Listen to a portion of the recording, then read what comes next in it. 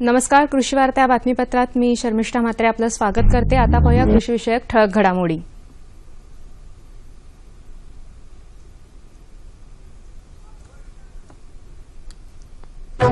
पाणलोट क्षेत्र व्यवस्थापनासाठी राज्यात निरांजल प्रकल्पाला केंद्रीय मंत्रिमंडळाची मंजुरी।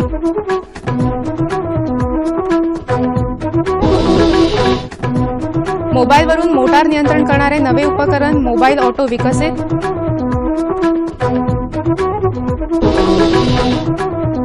आणि राज्यात आता 56% पाणीसाठा। आता पाहूया कृषीविषयक सविस्तर वृत्त।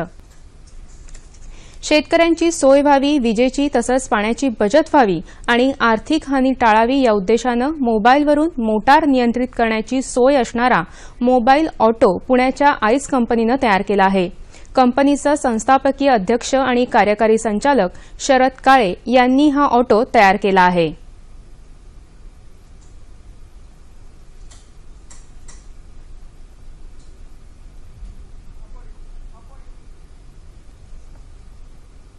की ज्याने या सगळ्यांचे प्रॉब्लेम सॉल्व केले जातील।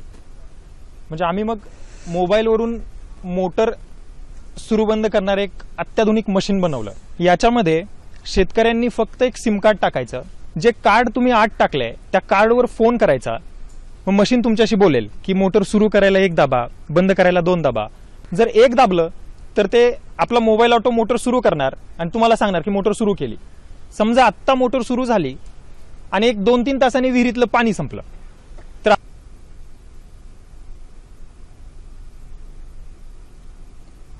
या ऑटोमुळे शेतकरी त्यांच्या मोबाईलवरून कधीही कुठूनही मोटार चालू आणि बंद करू शकतील।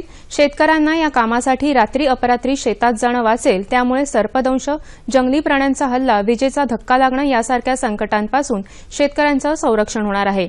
याबरोबरच मोटारमध्ये ढिगाळ झाला तर ऑटोमुळे आपोआप मोटार बंद होईल आणि तसा फोन शेतकऱ्याला जाईल। यामुळे मोटार जळून होणारी आर्थिक हानी टाळता येणार आहे।